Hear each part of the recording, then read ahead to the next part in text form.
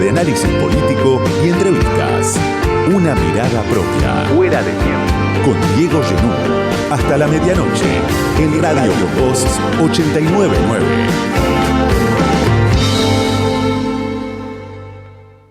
Después de la marcha universitaria, de las marchas que hubo la semana pasada en todo el país, en rechazo al veto del presidente a la ley de financiamiento para las universidades nacionales, el gobierno ahora tiene como objetivo principal blindar ese veto en una secuela de lo que ya hizo Milei cuando se aprobó una recomposición mínima para los jubilados hace algunas semanas, y en ese caso el presidente logró tener el número para romper los 2/3 en la Cámara de Diputados. Está otra vez el gobierno en la misma escena con otro tema, un tema también sensible que interpela a gran parte de la sociedad, pero que al mismo tiempo es un tema que no tiene que ver tanto con la ecuación económica porque no representa tanto para el ajuste monumental que está haciendo el gobierno de extrema derecha de Milei el presupuesto universitario. Sí sucedía eso con las jubilaciones, que sabemos, por ahí pasa el corazón del ajuste que está haciendo Milei, que está haciendo el gobierno. Están en estas horas juntando los votos, hay dudas sobre las presencias, hay dudas sobre las ausencias, cuántos van a levantar la mano para darle la razón al presidente con este veto contra las universidades. Pero hay, claro, un esfuerzo descomunal del presidente para tratar de doblegar a una oposición que está vencida, que está dividida, que está desprestigiada en muchos casos. El gobierno, si logra tener el apoyo, estamos hablando de 85, 86, 87 votos para blindar el veto, seguramente va a festejar. Tiene un apoyo condicional de Mauricio Macri, Milei, un Macri que está harto de las promesas, que ya se atragantó con las promesas de Milei, con las milanesas de Milei, pero que de todas maneras manda a sus diputados a votar contra las universidades nacionales. Es uno de los temas centrales porque el presidente quiere, con el blindaje del veto, ratificar su autoridad, ratificar que es un gobierno que no duda ni tiembla cuando tiene que ajustar a determinados sectores. A otros, por supuesto, el presidente los premia con beneficios, con exenciones impositivas. Será seguramente uno de los temas de la semana. El otro tema de la semana, sin duda, es el veranito financiero que está disfrutando el gobierno. Lo vimos al presidente hoy, pulgares arriba con Toto Caputo, pulgares arriba con José Luis Daza, el chileno que asumió como viceministro de Economía y que está fascinado con el ajuste de Milei.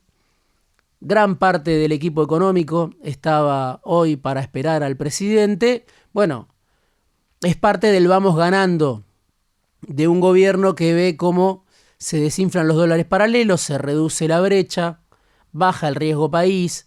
Son todos indicadores de que el mercado compra el proyecto Milei, o por estas horas lo compra. Sabemos que el humor en los fondos de inversión, en los mercados, suele ser muy cambiante de un día para el otro. Que lo cuente, si no, el propio Toto Caputo, lo que le pasó en el año 2018 cuando tuvo que ir a pedirle auxilio al Fondo Monetario Internacional de un día para el otro. Pero hoy puede Milei, Caputo, Daza, que es un recién llegado, pero también con terminales en Wall Street, decir o vender su vamos ganando. Claro, esto tiene que ver con el mundo financiero. Ahí Milei puede decir vamos ganando. En la economía real es bastante más complicado. Hay algunos datos que muestran cierta recuperación en algunos sectores. Casi que hay que buscarlo con lupa, pero en la industria hay alguna recuperación.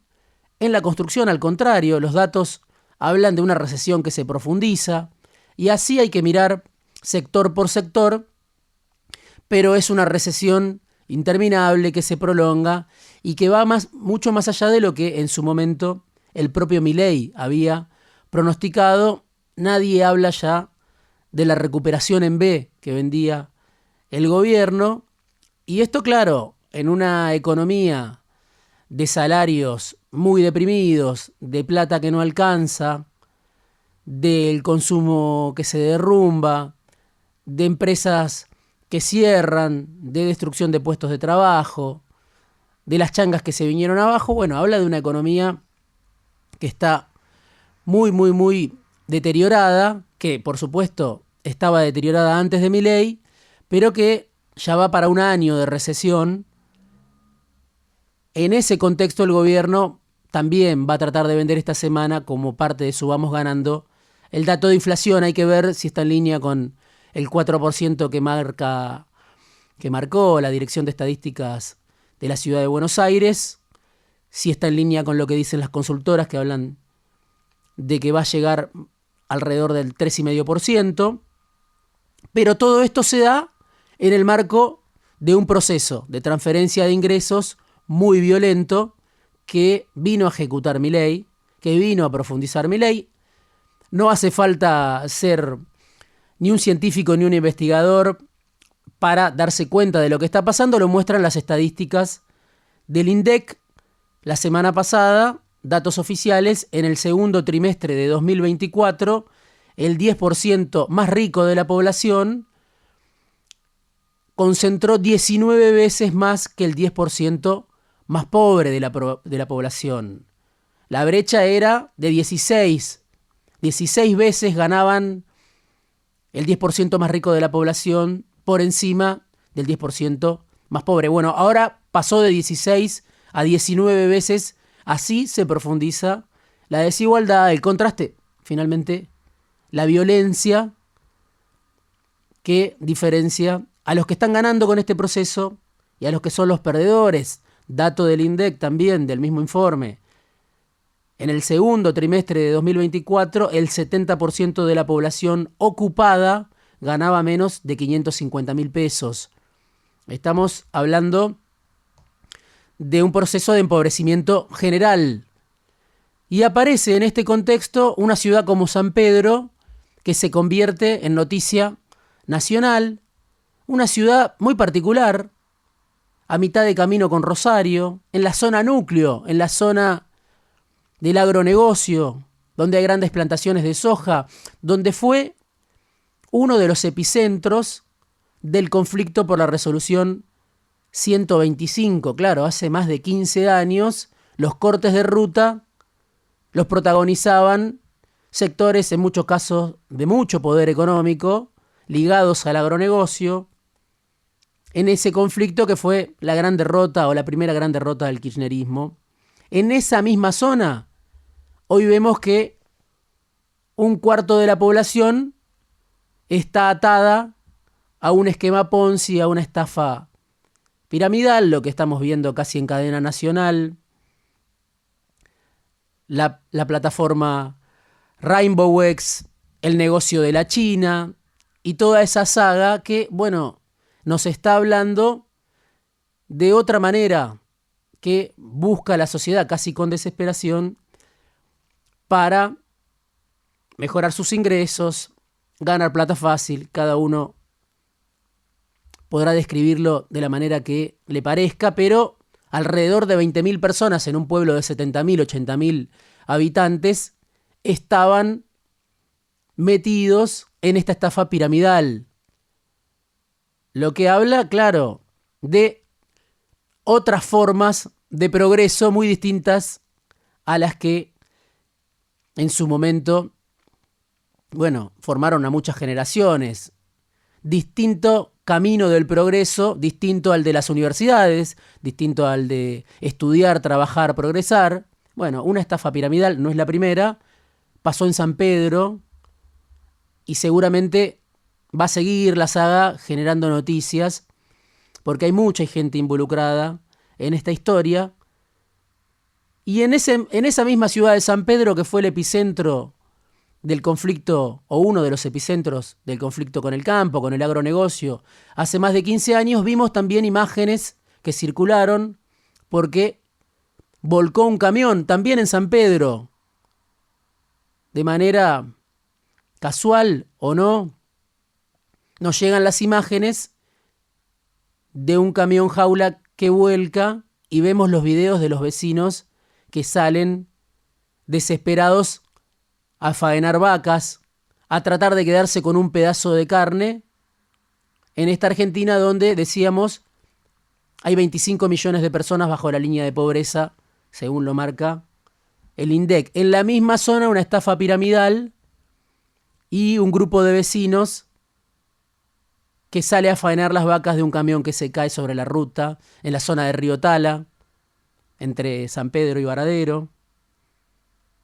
¿Qué tienen en común esas dos postales que nos trae San Telmo? Bueno, probablemente la desesperación, la necesidad de salvarse, la contracara de ese camino tradicional del que hablaba, de educación, de trabajo, de progreso, como se enseñaba en otra época.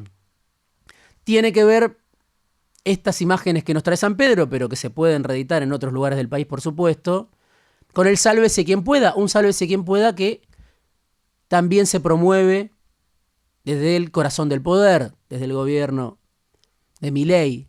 En ese marco es que también reaparece o aparece con más fuerza que nunca Cristina Fernández de Kirchner, con la visita a La Matanza de la que hablamos la semana pasada y con la candidatura a la presidencia del PJ Nacional en contra de Ricardo Quintela, el gobernador de La Rioja, que si tenía algún rasgo que lo distinguía, Quintela, con su candidatura a presidente del PJ, era que lo apoyaba Axel Kicillof.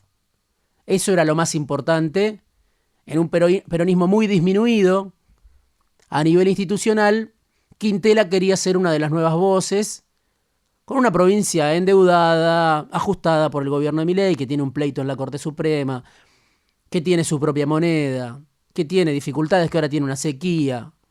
Bueno, Quintela quería, o quiere todavía, asomar la cabeza como una de las nuevas caras del peronismo, y aparece Cristina para ponerle un freno a esas aspiraciones. Detrás de Quintela, otros sectores, por supuesto, el gobernador de la provincia de Buenos Aires, hijo político de Cristina. La expresidenta aparece con un nuevo documento contra Milei, contra, ella lo llama, el liderazgo del caos y la destrucción. Hace una lectura en un documento de 5 páginas que se suma a otros documentos que ya había dado a conocer hace algunos meses. Una lectura de los últimos 40 años de democracia. Un balance que, por supuesto, está escrito por Cristina. Es un balance autocomplaciente de lo que fue el kirchnerismo. Pero lo más interesante o sorprendente quizá es la periodización que hace Cristina. 2003-2015 es la etapa que ella reivindica. 2015-2023 es la etapa de los gobiernos que no tienen nada que ver con el kirchnerismo. Así lo dice la expresidenta. Claro, es difícil creerlo en cuanto al gobierno de Alberto Fernández 2019-2023, que surgió del dedo de la propia Cristina. Aparece la expresidenta, pide enderezar lo que se torció, ordenar lo que se desordenó, crear un ámbito de discusión y participación que hoy no existe, lo cual es cierto, lo cual también, dice Cristina, genera una confusión, genera un vacío y además deja una línea como para sumar sectores independientes. No sé si alcanza, pero están los guiños para esos sectores. Todo debe ser repensado y discutido. Y vuelve la fantasía de algunos sectores, no de muchos, porque la mayoría, sobre todo en el peronismo, está cansada de ver, la mayoría de la dirigencia al menos, a Cristina en el centro, pero algunos pueden decir, otra vez Cristina está amagando con un giro pro mercado, un giro al centro como el que prometió en su momento con Alberto Fernández, como el que obturó Cristina, a la Cámpora, a sus seguidores, cuando Alberto Fernández, bueno, ese remedio de presidente que tuvimos, intentó en algún momento diferenciarse, hacer un giro al centro, un guiño, un acuerdo con sectores de poder, pero bueno, no tiene demasiado sentido detenerse en esa experiencia. Sí, en todo caso lo que representó, porque detrás de Alberto Fernández se enarbolaron, se montaron, se entusiasmaron dos de los rivales históricos que tiene Cristina en el mapa de la actual oposición. El peronismo antikirchnerista, que creyó en Alberto Fernández contra Cristina, y el progresismo antiperonista, que creyó en Alberto Fernández contra Cristina. Bueno, esos sectores siguen ahí rechazando este regreso. La expresidenta dice: acá no sobra nadie.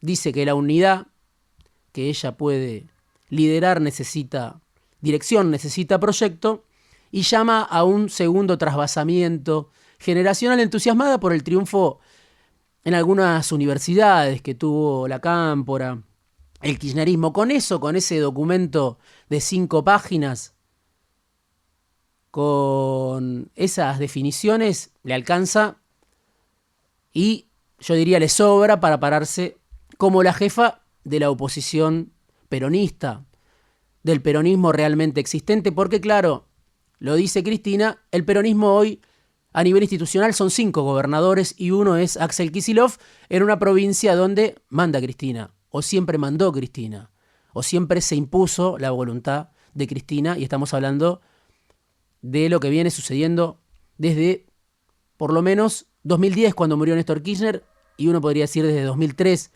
cuando comenzó el kirchnerismo. Y con ese solo documento a Cristina le alcanza para que muchos de los que la estaban desafiando, a grabador apagado, como se dice en el periodismo, o detrás de escena, bueno, se disciplinaran de forma inmediata o empezaran a recalcular. Se dieron vuelta en algunos casos, se bajaron en otros casos. Hay que ver qué pasa con Quintela.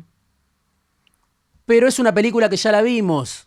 Cuando Cristina dice soy yo, muchos de los que en el peronismo la desafiaban o estaban esperando que se jubile, miran para un lado, miran para el otro, recalculan y en muchos casos se alinean. Son pocos los que la enfrentan en elecciones a la expresidenta, y eso también explica su vigencia. El último que lo hizo con éxito fue Sergio Massa cuando era el jefe del antikirchnerismo. En el año 2013 peleó, ganó en la provincia de Buenos Aires contra Martín Insaurralde, que era el candidato de Cristina.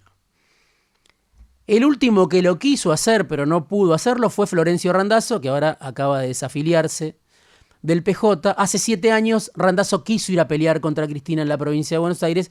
Cristina le negó esa interna, armó Unidad Ciudadana. Fue el último antecedente, pero no sobran los casos de los que la quieran enfrentar en elecciones. Después la pueden criticar, pueden tuitear, pueden hacer reuniones. Hay que ver qué hace Quintela. Y por eso algunos amigos me comentaban en estos días, claro, el título del libro que publiqué hace 3 años, El peronismo de Cristina. Como si el peronismo estuviera condenado a tener a Cristina como jefa, pasando los gobiernos, pasando las administraciones, pasando el peronismo del gobierno a la oposición. Siempre el peronismo está atado a Cristina. Cristina se lo lleva puesto, Cristina lo gobierna. Eso es lo que parece, y ahora con más fuerza que nunca, con este nuevo documento, con esta nueva candidatura. Como si hubiera un peronismo que no puede superar a Cristina. Un peronismo muy disminuido, insisto. 5 gobernadores, más un radical sui generis como Zamora, en Santiago del Estero, más 2 tránsfugas como Jaldo de Tucumán y Jalil de Catamarca. Cristina no los cuenta. Los cuenta como parte del gobierno. A Jaldo y a Jalil.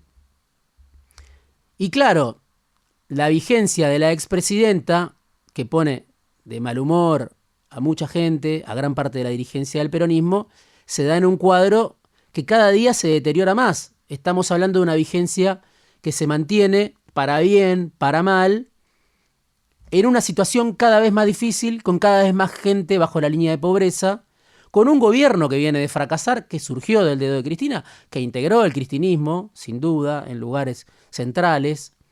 El cristinismo terminó siendo el garante del gobierno de Massa. Y sin embargo, pese a todo, Cristina sigue en el centro ante el fastidio de los que quisieran, claro, con lógica, que surgiera algo nuevo, los que están contra Milei y quisieran una alternativa que no esté gobernada por Cristina. Pero en esta nueva polarización, la expresidenta vuelve a decir: yo soy uno de los polos, el otro es Milei. Se perdió en la avenida del medio hoy Mauricio Macri, como una colectora queda Macri prácticamente de la extrema derecha.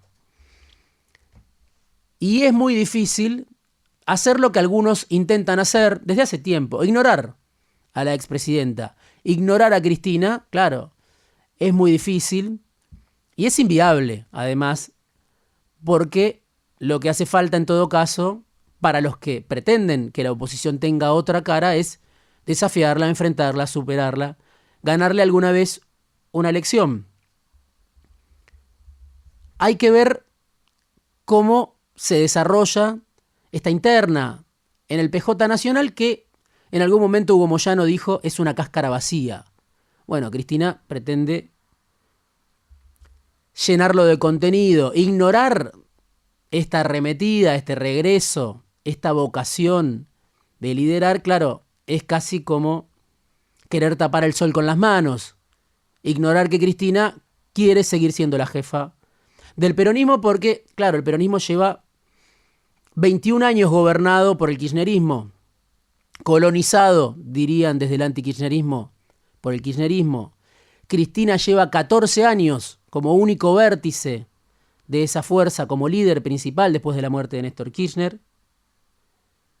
Y ese es el tiempo que lleva además el peronismo tratando de liberarse, sin éxito, de Cristina. El kirchnerismo pierde elecciones cada vez más seguido, falla, se equivoca, reincide, colabora para que surjan especímenes como Milei.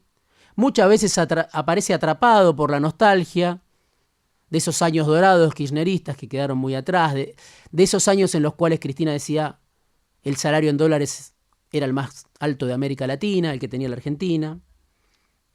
Y pese a que el kirchnerismo se desgasta, se deteriora, fracasa y genera especímenes como Milei, no nace nada nuevo en el peronismo que pueda competir con el cristinismo, con la expresidenta.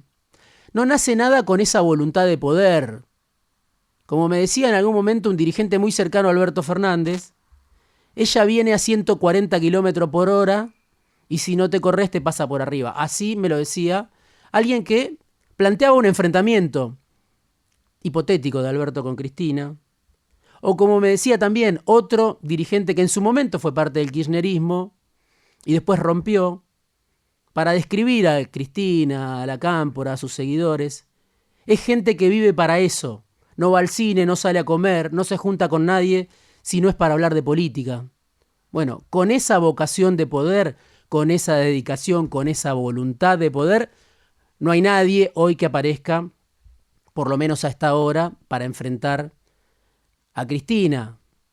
Alberto Fernández en algún momento dijo: no existe el peronismo de Cristina. Bueno, por supuesto, si no existe el peronismo de Cristina, el peronismo de Fernández menos aún, pero hay que ver si aparece algún otro dirigente con capacidad, con vocación de incluso leer a los economistas de la derecha que dan entrevistas. En el documento Cristina menciona a Roque Fernández, el exministro de Menem, pero lee a Esteban Domecq, que estuvo esta semana en La Nación, lee a Daniel Artana, se reúne con Melconian, tiene contacto con otros economistas de la ortodoxia, y eso, claro, en un contexto donde uno habla con mucha dirigencia política que se cansa de leer un artículo de 10.000 caracteres, dice: eso es demasiado para mí. Bueno, ¿quién puede enfrentar a Cristina con éxito en esas condiciones? Aparece Yarlora, el gobernador de Córdoba, diciendo: nosotros no tenemos nada que ver, pero parece un peronismo confinado al territorio de Córdoba, a los límites de la provincia de Córdoba, y por mérito propio, por incapacidad ajena o por las dos cosas, sigue Cristina en el centro. Lo que le decía Carlos Pañi a Fernando Rosso en el ciclo de entrevistas de La Izquierda Diario. Qué mala gente, no, ganame si estoy tan hecho mierda, ganame las elecciones. Bueno, un poco eso le decía Pañi a Rosso. Es un poco el planteo que Cristina le hace a sus rivales.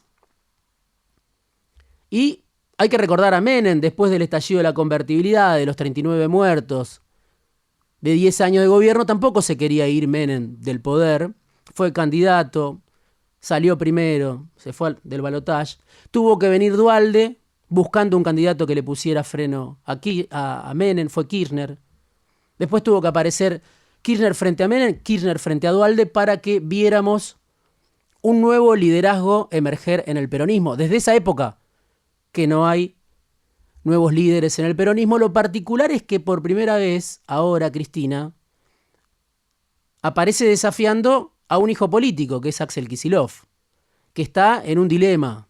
No sabe cómo responder el gobernador de la provincia de Buenos Aires, porque la semana pasada fue a México, a la asunción de Claudia Sheinbaum, porque se junta con el Papa Francisco, con Lula, con los gobernadores de otros espacios políticos, pero gobierna un territorio donde siempre fue Cristina la que mandó. Algunos cerca de Kicillof dicen es el momento de pensar que tarde o temprano va a haber un enfrentamiento en el corazón del kirchnerismo. Bueno, otros dicen no, Axel jamás se va a animar a eso. Es el desafío que hoy le está planteando la expresidenta al gobernador. Porque la disputa en realidad es entre ellos, es en el patio trasero del kirchnerismo, lo venimos marcando. Va a ser muy difícil que Cristina ceda su capital, se retire y se lo deje a Kicillof mansamente. Y por eso el desafío es para Kicillof. Porque si algo demostró Fernández en la presidencia fue lo inviable de esa estrategia que consistía de rato en ignorar a Cristina, tratar de ignorar a Cristina sin confrontar seriamente con ella, sin acordar ni confrontar, tratar de ignorar a Cristina. Parece muy difícil, es el error que cometió Fernández, es el riesgo que hoy tiene Kicillof, tratar de reeditar un camino similar. Fuera de tiempo. Una mirada propia. Diego Genú.